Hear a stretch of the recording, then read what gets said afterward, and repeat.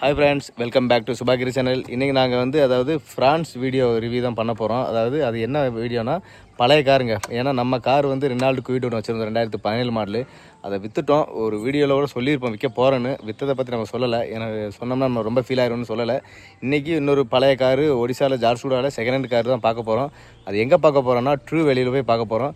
பார்த்துட்டு அந்த கார் எப்படி இருக்குது, அதை வாங்கலாமா வேணாமா, அதை பற்றி ரிவ்யூ தான் இந்த வீடியோவில் இருக்க போகுது. நீங்கள் நம்ம சேனலை ஃபஸ்ட் டைம் பார்க்குறீங்கன்னா ப்ளீஸ் சப்ஸ்கிரைப் பண்ணி சப்போர்ட் பண்ணுங்கள், லைக் பண்ணுங்கள், ஷேர் பண்ணுங்கள், கமெண்ட் பண்ணுங்கள். இப்போ வாங்க நம்ம வீடியோக்குள்ளே போகலாம். ஓகே, நாங்கள் ஷோரூம் வந்துட்டோம். நாங்கள் நினச்சோம் ட்ரூ வேலி தான் நினச்சேன். ஆனால் ட்ரூ வேலி கிடையாது. ட்ரூ வேலியோட லிங்க்அப் ஆகி இருக்கிற ஒரு ஏஜென்ட்டுங்க, அதில் தான் நாங்கள் பார்த்துட்டு இருந்தோம். அவங்க எங்களுக்கு எக்ஸ்பிளைன் பண்ணியிருந்தாங்க. இந்த மாடல் இப்போ 2024 ஜனவரியில் ஒரு மாடல் தான் இந்த ஃப்ரான்ஸ் காரு. சிங்கிள் ஓனர் தான், 16 கிலோமீட்டர் ஓடி இருக்குது. ஜார்சு கூட இல்லை, ஆனால் சுந்தர்கர் டிஸ்ட்ரிக்ட்ற ஒடிசா மாநிலத்தில் ஒருத்தவங்களோட வண்டி தான் இது. வண்டியோட அவுட்லுக்லாம் பார்க்கும்போது நல்லா இருக்கிற மாதிரி தான் இருந்தது. டயரும் ஓகே, நல்லா தான் இருந்தது. எல்லாமே ஓகேவா இருந்தது. ஆனால் இதில் ஒரு பெரிய இஷ்யூ இருக்குது. அதை அவங்க கிட்ட மறைக்கலாம் நினச்சிருந்தாங்க. ஆனால் ஆக்சுவலி அது லாஸ்ட்டில் ஃபைண்ட் அவுட் ஆயிடுச்சு. ஓடி 15 நோய்னா சுந்தரகடைங்க, நாங்கள் இருக்கிற டிஸ்ட்ரிக்ட் பக்கத்து டிஸ்ட்ரிக்ட் வண்டி தான் இது. ஃப்ரான்ஸ் வண்டியை எந்த ஒரு குறையும் இல்லை, நல்லா இருக்கும் வண்டியும். டெல்டா ப்ளஸ் மாடல் நாங்கள் இப்போ பார்க்குறது சீட்டு கவர் மாற்றிருக்காப்புல, நல்லா இருக்குது வண்டி எல்லாமே. அப்புறம் சர்வீஸ் ரெக்கார்டு கேட்டேன், அதெல்லாம் காட்ட முடியாது அப்படின்னாங்க. சரி ஓகே, காட்ட வேணாம் அப்படின்ட்டா. அப்புறம் ஒரு சில குறைகள்லாம் அவுட் சைடு பார்த்தேன், அப்புறம் இன்டீரியரில் பார்த்தேன். உங்களுக்கு பாடி எல்லாம் ஓப்பனில் இருக்கிற மாதிரி எனக்கு டவுட் வந்துகிட்டே இருந்துச்சு. அப்புறம் உள்ளெல்லாம் செக் பண்ணேன், ஓகேவா தான் இருந்துச்சு. டெஸ்ட் ட்ரைவ் பார்க்கலான்னு நினச்சேன். பாடி ஓப்பனில் இருக்கிறத பார்த்துட்டு எனக்கு கொஞ்சம் மனசே ஒரு மாதிரி ஆயிடுச்சு. இப்போ டெஸ்ட் ட்ரைவ் பண்ணலாமா வேணாமான்னா, ஒரு வண்டி பார்த்தோன்னே உள்ளே ஏறி உட்காந்தோன்னா நமக்கு தெரிஞ்சிடும் பாசிட்டிவ் ரியாக்ஷன் இருக்கா இல்லை நெகட்டிவ் ரியாக்ஷன். எனக்கு நெகட்டிவ் மாதிரி தான் இருந்தது, அப்பயே தோணிடுச்சு. வண்டி 16 கிலோமீட்டர் தான், ரன்னிங் கிலோமீட்டர் தான் ஓகேவாக தான் இருந்துச்சு. இதில் டெல்டா ப்ளஸ் நமக்கு தெரியும், ரியரில் ஏசி வெட்டு வராது. நம்ம ரிவ்யூ வீடியோ நம்ம சேனல் ஏற்கனவே போட்டிருக்கேன், இங்கேயே நான் உங்களுக்கு டெஸ்ட் கொடுக்குறேன். ஃப்ரான்ஸ் காரு நல்ல கார் தான், இன்னும் குறையெல்லாம் சொல்ல முடியாது. ஃப்ரான்ஸ் காரு சூப்பராக இருக்கும், look wise, design, outer look wise. அப்புறம் பேப்பர், நான் அந்த எந்த இஷ்யூன்னு நான் சொல்கிறேன் பாருங்க. பேப்பர் காட்டுறேன்னு சொல்லிட்டாங்களா, எனக்கு நல்ல வேலையாக அந்த சன்வைசரில் பேப்பர் வச்சுருந்தாங்க, சர்வீஸ் ரெக்கார்டு இருந்துச்சு. அதை எடுத்து பார்த்தேன், அதில் தான் தெரிஞ்சுது. ஃபோட்டோ எடுக்கலாம் பார்த்தேன், ஃபோட்டோலாம் எடுக்கக்கூடாது அப்படின்னு சொல்லிட்டாங்க. லைட்டாக வீடியோ எடுத்தேன், நான் ஃபோட்டோ எடுத்து அப்படி அதிலே ஜூம் பண்ணி காட்டிருக்கேன். இப்போ பாருங்கள், சர்வீஸ் ரெக்கார்டு அது இருந்துச்சு. தேர்ட் சர்வீஸ் 5000 கிலோமீட்டர் வரும்போது ஒரு பாடி ரிப்பேர்னு கொடுத்துருக்காப்புல. ஆனால் நான் ரிஜெக்ட் பண்ணிட்டு டெஸ்ட் ட்ரைவே பண்ணல. அடுத்தது அதே இதில் இருந்தது கிரெட்டா வண்டி இருந்துச்சு. கிரெட்டா வண்டி 2015 மாடலுங்க. இதை நாங்கள் பார்த்தோம்.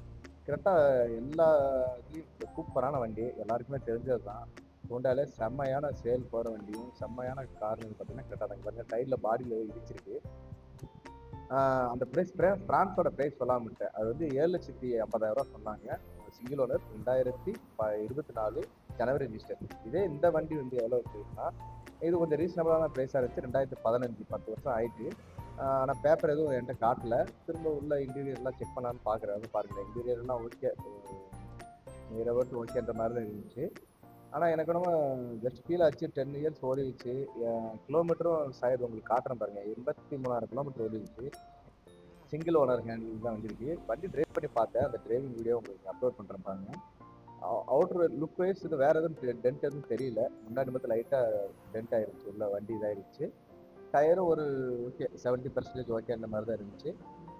வண்டி டெஸ்ட் ட்ரைவ் பண்ணலாமான்ட்டு அப்புறம் பார்க்கலான்ட்டு இருந்தோம். இப்போ டெஸ்ட் ட்ரைவ் பார்க்கும்போது எனக்கு ஒரு சில விஷயங்கள் இருந்துச்சு, அதை நான் உங்களுக்கு ஃபைண்ட் அவுட் பண்ணி உங்களுக்கு சொல்கிறேன்.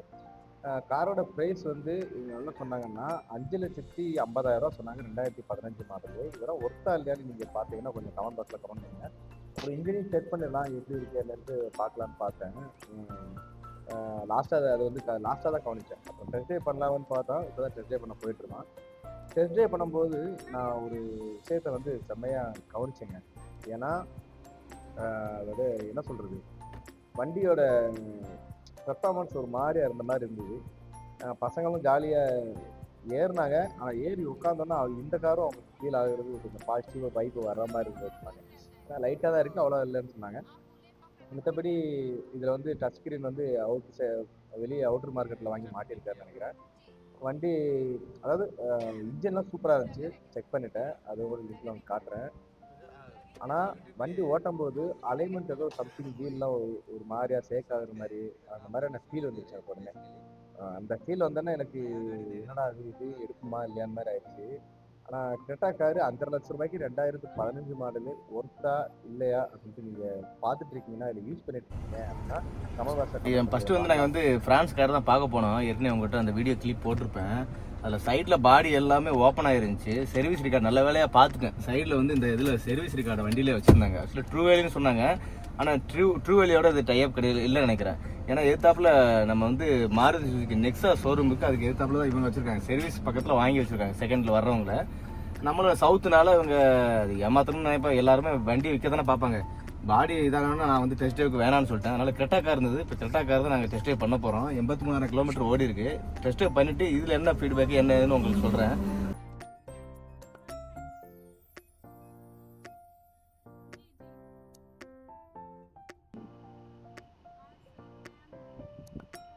வண்டி ரிவர்ஸ் கேமராலாம் எக்ஸ்ட்ரா ஃபிட்டிங் போட்டிருக்காங்க போல இருக்கு.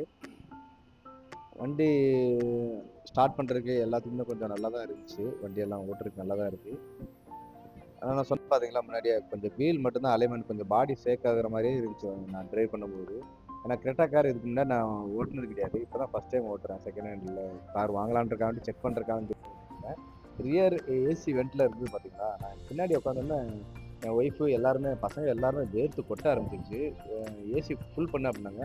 ஃபுல்லாக வச்சேன் 4 பாயிண்டில் வச்சேன். வச்சிருந்தது கூட என்னாச்சுன்னா ஏசி பின்னாடி வெண்ட்டில் சரியாக ஒர்க் ஆகலை. அது ஒரு மைனஸ் பாயிண்ட் ஆச்சு. வீல் கொஞ்சம் கொஞ்சம் நான் ட்ரைவ் பண்ணிட்டு இருக்கும்போது சேக் ஆகிற மாதிரியே இருந்துச்சு. கொஞ்சம் அலைன்மெண்ட் வீல் அலைன்மெண்ட் ப்ராப்ளமா இல்லை வேற என்ன இஷ்யூட்டு சரியாக தெரியல. இதுலேருந்து என்னால் எனக்கு என்ன சொல்ல தெரியுதுன்னா, நீங்கள் இல்லை பார்த்துருப்பீங்க செகண்ட் ஹேண்ட் கார் வாங்கலாம் வேணாம். என்னை பொறுத்தளவு செகண்ட் ஹேண்ட் காரை மேக்ஸிமம் நல்லா நம்மளுக்கு தெரிஞ்சவங்க யாராவது வச்சிருந்தா மட்டும்தான் வாங்கணுன்ற மாதிரி தான் தோணுது. ஏன்னா இப்போ தெரியாத யாரோ ஒருத்தவங்ககிட்ட வாங்கிட்டு ஆக்சிடென்ட் ஆயிருந்தாலோ இல்லை ஏதோ ஒன்று பிரச்சனை இருந்தாலோ இல்லை வண்டியில் யாராவது இறந்துருந்தாலோ எதுவுமே நம்மளுக்கு தெரியாது.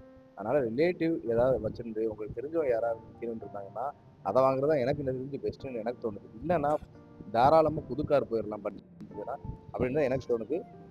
மிச்சப்படி என்ன சொல்றதுன்னா, எனக்கு பொறுத்தளவு செகண்ட் ஹேண்ட் காரு சூட் ஆகாதுன்னு தான் நினைக்கிறேன். சூட் ஆனால் அந்த மாதிரி யாராவது நல்ல காராக வந்தால் மட்டும்தான் வாங்குற மாதிரி இருக்கு. ஏன்னா செகண்ட் ஹேண்ட் கார் போகிறது எதுக்குன்னா பட்ஜெட் கொஞ்சம் சேவ் ஆகும். அது அந்த ஒரே ஒரு மெயின் பாயிண்ட் தான். அதுக்கடுத்து மெயின்டெனன்ஸ் சின்ன சின்னது வரதான் செய்யும். அதில் விஷயம் இல்லை. ஆனால் பட்ஜெட்டு ரொம்ப சேவ் பண்ணிக்கலாம். மேக்ஸிமம் அந்த டாக்ஸஸ்லாம் கம்மியாயிடும். பட்ட கார் வரும். அந்த மாதிரி இருக்கு செகண்ட் ஹேண்ட் கார்ல இல்லைன்னு சொல்லல. ஆனால் இந்த மாதிரியான மோசம் பண்ணுறவங்களும் இருக்காங்க. ஏதாவது தெரியாமல் மாட்டிக்கிட்டோம்னா அதுக்கடுத்து ரொம்ப வருத்தப்படுவோம். பேசாம புது கார் வாங்கலாம்ட்டு. அதனால தான் செகண்ட் ஹேண்ட் காரை வாங்க வேணாம்னு சொல்ல நல்லா பார்த்து வாங்கன்னு சொல்கிறேன். அதனால தான் நான் ஒன்றுக்கு இவ்வளோ நாள் ஒரு 158 நாள் செக் பண்ணுற மாதிரி செக் பண்ணிட்டே இருந்தேன். இன்னும் நிறையா இதில் வீடியோ எடுத்தேன். நான் உங்களுக்கு போஸ்ட் பண்ண முடியல. ஸ்டெப்னி எல்லாம் ஓகே பரவாயில்லாம தான் இருந்தது. என்னோட கன்க்ளூஷன் என்னன்னா, அதாவது உங்ககிட்ட பணம் இருக்கு ஓகே தாராளமா, இல்லை இஎம்ஐ கட்டிக்கலாம் அப்படி இருந்தீங்கன்னா நீங்கள் புது கார் போகலாம். இல்லை வேணாம் அப்படின்னா நல்ல கார் செகண்ட் ஹேண்ட் கார் தான் இருக்கணும் அப்படின்னா உங்களுக்கு தெரிஞ்சவங்களை இருந்து யூஸ் பண்ணதா இருந்ததுன்னா அந்த காரை வாங்குறது எனக்கு தெரிஞ்சு பெஸ்ட்டுன்னு நினைக்கிறேன். அதனால தான் நானும் மேக்ஸிமம் இந்த செகண்ட் ஹேண்ட் கார் 2 கார் தான் பார்த்தேன். பார்த்தோன்னே எனக்கு வெக்ஸ் ஆகி செகண்ட் ஹேண்டே வேணான்ற மாதிரி மனநிலை போயிடுச்சு. ஓகே வீடியோவோட லாஸ்ட்டுக்கு வந்துட்டோம். என்னோட கன்க்ளூஷன் இதுதான். பணம் இருந்தால் ஓகே புது காருக்கு போங்க, மெயின்டைன் பண்ண முடியும் அப்படின்னா. இல்லை வேணாம் அப்படின்னா பழைய காருக்கு உங்களுக்கு தெரிஞ்சவங்க யூஸ் பண்ண காராக இருந்தாலோ லோ மெயின்டைன் இருந்தாலோ வாங்குங்க. Please subscribe our Subhakar channel. Bye. அடுத்த சந்திப்போம்.